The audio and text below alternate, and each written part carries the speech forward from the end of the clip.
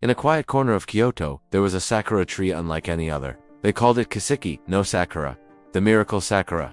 Every spring it bloomed with thousands of delicate pink blossoms, just like its kin. But when the winds of April came to sweep the petals away in a beautiful fleeting blizzard, one single petal always remained. It clung to its branch, a solitary pink teardrop against the fresh green leaves, refusing to fall. It would stay there, all through the heat of summer, the chill of autumn, and the frost of winter, until the new buds of the following spring pushed it gently from its post. Living in the shadow of this legendary tree was a boy named Kenji. Kenji was, by all accounts, a boy of immense talent. Whether it was calligraphy, kendo, or even just skipping stones across the nearby river, he would master the basics in a flash. His teachers would praise him, his friends would look on in awe, and for a brief shining moment, Kenji would feel like he was on top of the world. But that feeling never lasted. As soon as the initial burst of talent wore off and the real work began, the endless practice, the frustrating plateaus, the slow grinding process of true mastery, Kenji's interest would fizzle out.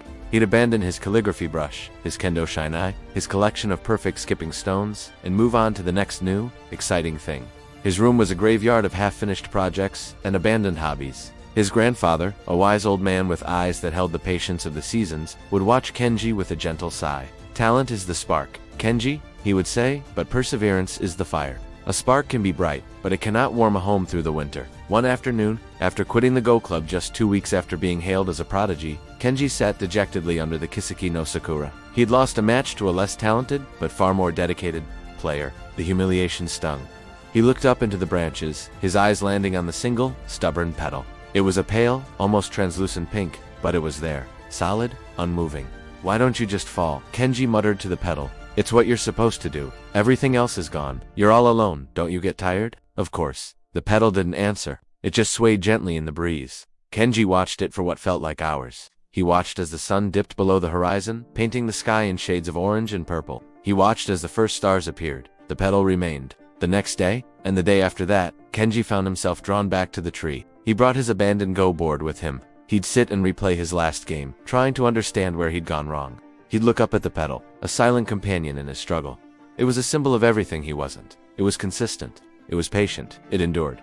A week turned into a month. Kenji started practicing Go again. Not in a club, just by himself, under the tree. He played against himself, studied old masters' games, and worked through problems. There were days he wanted to smash the board, days where he felt like he was getting worse, not better. On those days, he'd just lie on his back and stare at the petal. Its quiet persistence was a balm to his frustrated soul. If a tiny fragile petal could hold on through wind and rain, surely he could hold on through a difficult Go problem. Summer arrived, draping the city in a thick blanket of heat. The sakura's leaves were a lush, deep green, and there, nestled among them, was the petal. It was paler now, its edges slightly frayed, but it was still there. Kenji was still there too. His Go skills were improving, but not in the flashy, dramatic way they first had. This was a different kind of growth, slower, deeper, more meaningful. He was learning to appreciate the process, the tiny, incremental victories. One day, his grandfather found him under the tree, a Go manual open on his lap. He didn't say anything at first, just sat beside Kenji and looked up at the branch. "You know," his grandfather began, his voice soft as moss, "people think the miracle is that the petal doesn't fall, but I think they misunderstand." Kenji looked at him, confused. "What do you mean?" "The miracle isn't the act of holding on," his grandfather explained. "It's the choice to hold on, every single moment. When the wind blows, it grips a little tighter. When the rain falls, it sheds the water. When the sun beats down, it conserves its energy. It's not one single act of strength, but a million tiny acts of endurance. It's a quiet, daily decision to stay." Kenji looked from his grandfather's wise face to the solitary petal, and for the first time, he understood. He wasn't just a boy with fleeting talent. He had a choice. He could be the petal. He could choose to endure, to hold on, to put in the work day after day. Consistency wasn't some boring, arduous task. It was a quiet form of power, a gentle, unstoppable force, just like the petal.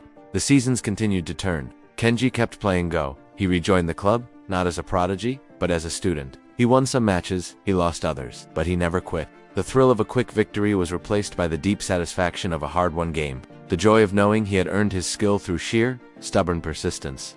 When the next spring arrived, Kenji stood under the Kiseki no Sakura as the new buds began to swell. He watched as a tiny, green shoot emerged right beside the old petal. The new life, full of promise, gently nudged the veteran of the seasons. And finally, after a year of silent vigil, the last petal of the previous spring let go. It didn't fall so much as it drifted, spiraling down on a gentle breeze. Kenji reached out and caught it in his palm. It was almost weightless. A paper-thin memory of a flower. It wasn't a symbol of talent. It was a trophy of perseverance. He knew he would keep it forever. A reminder that the most beautiful victories aren't always the ones that come easy, but the ones that you refuse to give up on. The real miracle wasn't being born with a gift, but in the quiet, daily choice to hold on. Thanks for watching. If this story resonated with you, remember to like, share, and subscribe for more content that inspires. See you in the next video.